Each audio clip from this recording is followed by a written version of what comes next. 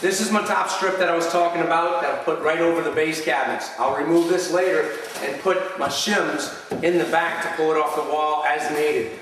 Right here is my 34.5-inch pre-cut board that I keep with me, and I'll shim right up to this to make sure that this is going to match.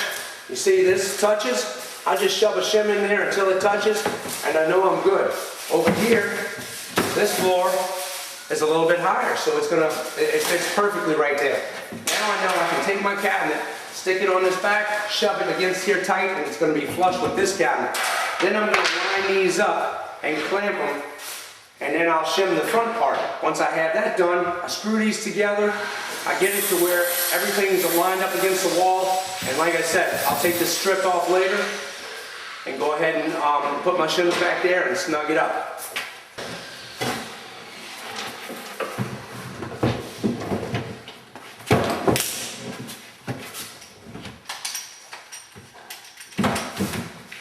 I'm going to run a screw just below or above my hinge screws. When you attach these cabinets together, you see how much cleaner it looks if you take and put your screws behind the hinges, and that's because it's all hidden behind the hinge.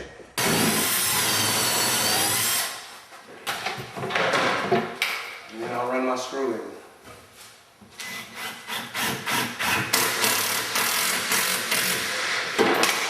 Don't go countersink it way down here and you see a big hole if you're doing it somewhere where it's visible. Make sure you get it nice and flush with the face frame. Also, you want this face frame right here to be perfectly flush, so don't try to clamp them all at one time. Do the top or the bottom and work your way one way or the other. If I start from the top and this is sticking out a little lower, I'll pull the cabinet, move it back and forth a little bit to get that part tight. Then I'll clamp it, and I'll just walk it down so I get a nice even face. If you look right here, this knee wall is slightly out. That's why we have a gap back there. This is where the cabinet goes, and you can see it's plumb. I'll stick it back to the wall. You can see the bubbles way over. So what I'm going to do is take a shim and run it across here and put it right next to this screw where the stud is. I'll snug it tight right there, and that way it'll keep it rock solid. Then we'll go to our next piece.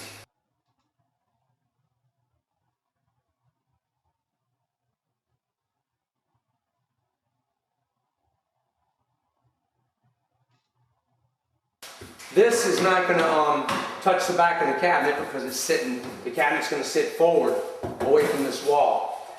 What I'll do is I take this plywood and I'll band it across here, and I'm not putting it above the line like I did on all my other base cabinets. I put it right on the line or below. So I can take my laser level and barely touch this. Now, with this laser level barely touching this line, I know that's my level spot's going to be right here. I take my shims and I set them where the back of the cabinet is, and when it barely touches my 34.5-inch board, I shim it up until it barely touches that along with this. Then I know when I set my cabinet in, it's going to be level to this. Then once I set my level on there, my cabinet on this floor, and the back is shimmed, I'll put my cabinet down, shim up the front, and line it up and set my level on top of this board and across my cabinet, and I'll know I'll have my cabinet level both ways. Now we've come to the transition from this straight wall here to the rounded corner, and the front of the cabinet is going to have to turn on a 45-degree angle. In a lot of cases, when you wrap around a 45-degree angle, you make two 22-degree cuts, but not in this case, because this one is going to be straight and this is my curved one. And you can see, you can take a block and set it on the edge and mark it underneath, and you'll see that a 45-degree angle will fit on there perfectly. So you don't need two 22s to make this 45, you need one 45. I have the filler cut to put in place. Now you'll find that it's going to want to move around on you when you try to clamp this. It can be difficult. So what I'll do is I'll take a block up top and a block on the bottom, and I'll take and tack a couple of nails with a nail gun or screws to hold this, and it keeps it real tight. Then I can clamp it without it pushing out. This is a perfect example of how well you can clamp this when you have blocks behind here. I attack the block right behind it and holds that angle right. So then I can take a good clamp and get a tight fit right here.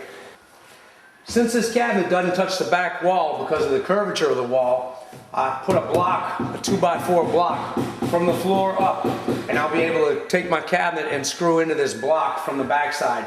That's going to really lock it in place where it won't move around. So now I have my level set across to the top of this, and it shows me how I have to raise this up. And I can just shim it from the bottom, touch this. Once this is locked in or set in place, then I'm going to run my screws back here and lock this into place. And it's not going to move, it's going to be perfectly level.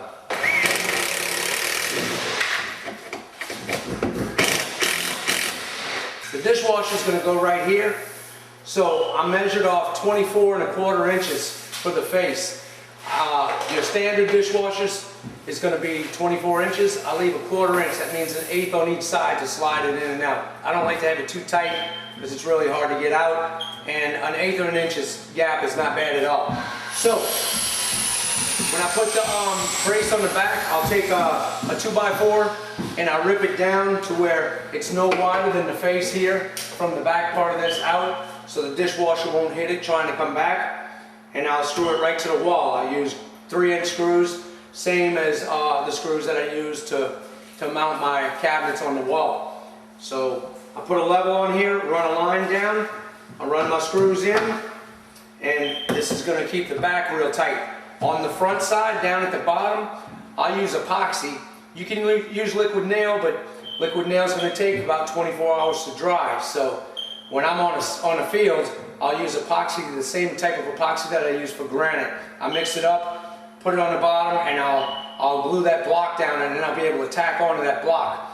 The reason why I use epoxy is because when somebody has a floor down, they have tile, I don't like to drill through their tile. Some people drill through and through the tile and put a molly in there. I don't like to do that because it puts a hole in the tile, and if they ever have to change it, you got a hole there. If they move anything else, you have a hole there. So I just take an epoxy, put it on the bottom of a block of wood, glue it down there. It holds it really tight.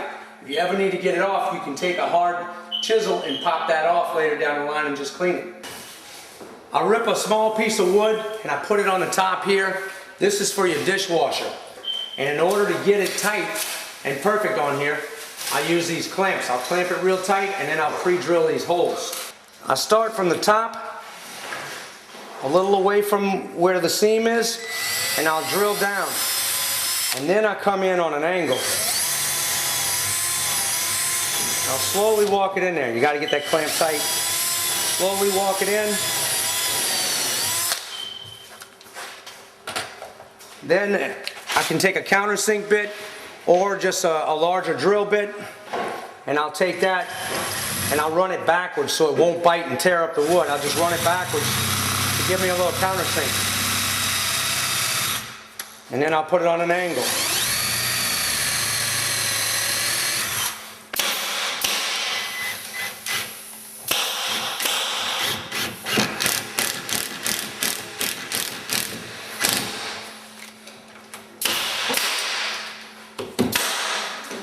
Another advantage to having a strip across the top here, it keeps this exactly square. So I can cut it 24¼ inches, and I know once I butt this up and get it tight, I'm going to have a perfect square right here. Once I do that, I'll take my level, put it across here, and make sure it's plumb, and then mount the bottom. This strip is glued to the floor, and this is sitting on top of it and tacked into it, so it can't go anywhere. This whole section's done, and everything is perfectly level. It made it a lot easier by putting this strip along the bottom of this line and giving me a reference point to go off of.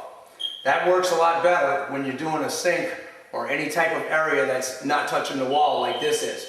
Again, on the other cabinets, I put that strip of wood on the top of the cabinet, and that way, like I said, you shove the cabinet up to it and you shim it.